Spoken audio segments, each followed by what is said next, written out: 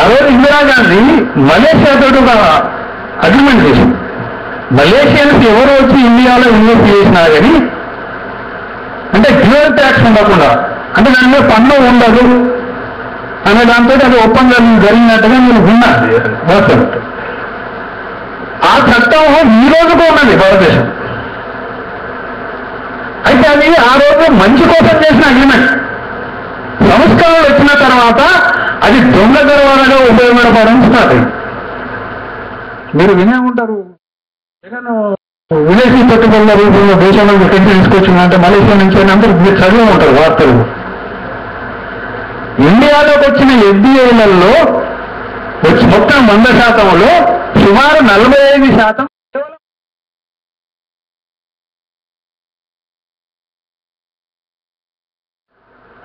లేవనుకోలేదు మనకి. కానీ మోడీ చెప్తున్నట్టుగా, మనం నమ్ముతున్నట్టుగా, అతను చెప్పినట్టుగా నమ్మినట్టుగా స్విస్ బ్యాంకులలో, జర్మనీ బ్యాంకులలో మనం ఎక్స్పెక్ట్ చేస్తున్న డబ్బులను లేవు. చాలా తక్కువ స్థాయిలో ఉంది. ఉంటే చాలా తక్కువ స్థాయిలో. ఆ నల్లధనం అంతా ఆల్రెడీ ఇండియాలకు మలేషియా ద్వారానో సింగపూర్ ద్వారానో ఇండియాకు ఫ్లో అయిపోయింది బినామీ పేర్లతో.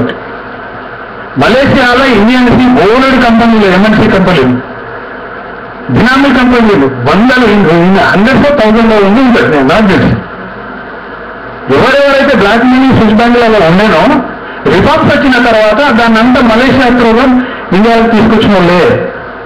అయితే ఈరోజు మోడీ చేయాల్సింది స్విస్ బ్యాంక్ పోయి డబ్బులు పట్టుకురావడం కాదు.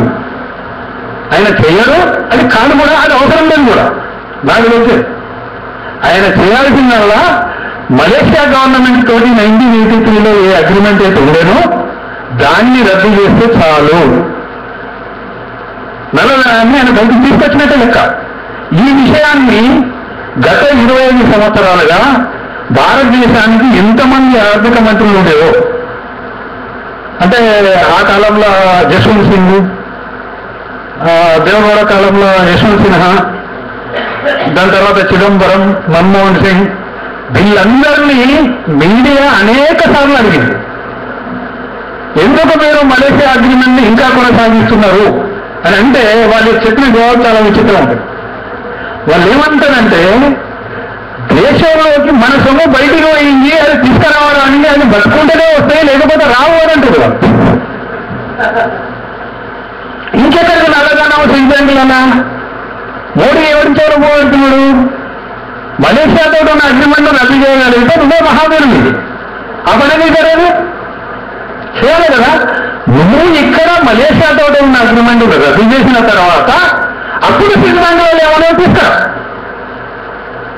ఇది చేయకుండా అతని డబ్బు తీసుకురాడు ఉండవండి. ఒకప్పుడు 95 వరకు ఎంతైతే నల్లధనం ఇండియాలో బయట ఉండేనో అందులో ఈరోజు 20%, 30% కూడా లేదా. సర్ప్రైజ్ ఏమైంది అంటే ఫ్లోరెన్సింగ్ మలేషియా నుంచి, సింగపూర్ నుంచి, సమ్ అదర్ కంట్రీస్ నుంచి మనకు 5-6 ఏషియన్ కంట్రీస్ తోటి ఇటువంటి అగ్రిమెంట్స్ ఉన్నాయి. అలా మ్యాక్సిమం యూటిలైజ్ చేసుకున్నది ఏ కంట్రీ నుంచి అంటే మలేషియా నుంచి. కాబట్టి అక్కడి నుంచే మనకి ఇన్వెస్ట్మెంట్స్ ఎఫ్డిఐలు 45% ఎఫ్డిఐలు భారతదేశంలో కేవలం మలేషియా నుంచే వచ్చినాయి. వాళ్ళ దేశ సంపద కూడా అంత ఉందో లేదో, డబ్బులు ఎక్కడి మలేషియా కంట్రీలో అంత సంపద ఉందో లేదో తెలియదు, కానీ అంత ఫ్లో అయింది మన దగ్గర. దొంగ సంపద అనేది, నల్లధనం అనేది, దేశ సంపద అనేది it is very clearly Indian government తెలుసు. అటువంటిది జగన్ మీద కేసు వేసి ఈడీలు ఆస్తులను జప్తు చేసుకున్నది. నేను అడుగుతున్నా ఒకటి, మలేషియాతో ఉన్న అగ్రిమెంట్ రద్దు చేయని ఈ ప్రభుత్వం జగన్ ఆస్తులు ఎట్లా జప్తు చేస్తుంది? విచిత్రం కదా. వాడిని డబ్బు తెమ్మని చెప్తున్నావు, జప్తుల ఆస్తులు జప్తు చేస్తున్నావు. అదే నువ్వు అగ్రిమెంట్ ఖతం చేసేస్తే నువ్వు ఆస్తులు జప్తు చేయాల్సిన అవసరం లేదు. నల్లధనం వీడికి రాదు, శిశువుగా ఉంటుంది. నరేంద్ర మోడీ పోయి సింధు లాగా డబ్బులు తెస్తాడు. So why fooling the people of India? ఎందుకు కరెక్ట్గా ఇంత మోసం జరుగుతున్నది? ఈ విషయం ఏంటంటే ప్రతి ఒక్కరు తెలుసు. జర్మనీ బ్యాంక్ ఒకటి అనుకున్న బహుశా సుప్రీంకోర్టుకు ఒక 2 సంవత్సరాల కిందనే ఒకటి లిస్ట్ ఇచ్చింది. ఇలాంటి సుప్రీంకోర్టు జడ్జిలో కూడా తెలుసు ఆ జర్మనీ బ్యాంక్ ఇచ్చి పెద్ద లిస్ట్ కూడా కాదేమది. అసలు లిస్టు ఏడొస్తలేదు, వచ్చినాయి ఆగమాగం అదే పేర్లు వచ్చినాయి, రేపు వస్తున్నాయి, బయటకు ఇవాళ వస్తున్నాయి, అవలేలు వస్తున్నాయి, ఫలానా బీజేపీ గవర్నమెంట్ ఉంది, కాంగ్రెస్లో పెళ్లి కనపడతాయి, కాంగ్రెస్ గవర్నమెంట్ ఉంటే బీజేపీలో పెళ్లి కనపడతాయి. అంటే ఇదంతా ఒక రకమైన స్ట్రాటజీ, జనాన్ని ఫూల్ చేయడం ఇవన్నీ జరుగుతున్నాయి.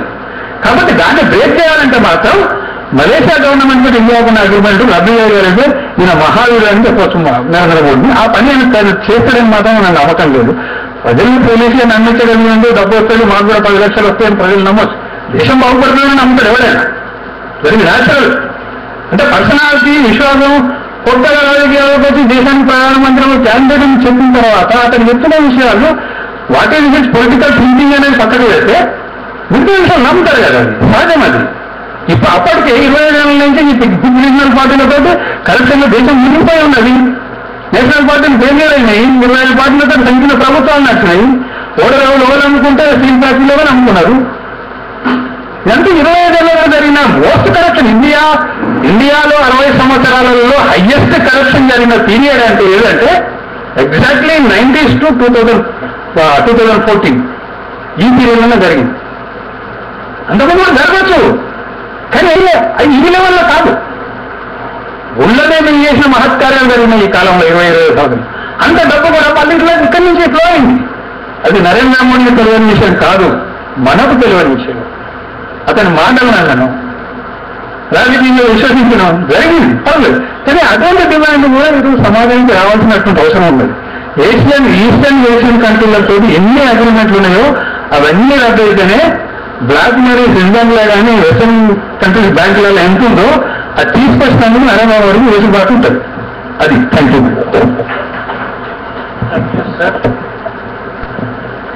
మీరు అన్నది బహుశా మారిషస్ అనుకుంటాను, నాట్ మలేషియా.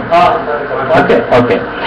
ఇంకొకటి ఉండొచ్చు, but major route is Mauritius. అంటే మీరు ఏదో దాన్ని బై మిస్టేక్ ఉంటుంది. ఇప్పుడు మన దేశంలో మన రాష్ట్రంలోనే బ్యాంక్ మనం చెక్ ఇస్తే అది బౌన్స్ కాకూడదంటే మేనేజర్ ఇమీడియట్గా మనకు ఫోన్ చేస్తాడు, ఏమంటే మీ బ్యాంకులో డబ్బు లేదు, మరి ఒక అటువంటిది నాకు తెచ్చేవాడు అసలు 1000 కోట్ల బ్యాంకులో ఎవరితో వాడు తెచ్చాడు, స్విస్ బ్యాంక్ కూడా చెప్పడానికి వాడు ఎప్పుడూ విని ఆ డబ్బులన్నీ వాళ్ళు the data we are talking about 95-96 or maximum 2000. ఏ పిచ్చివాడు ఆ బ్యాంకులో పెడతాడు? అప్పుడు ఇండియా సోషలిస్టిక్ ఉన్నప్పుడు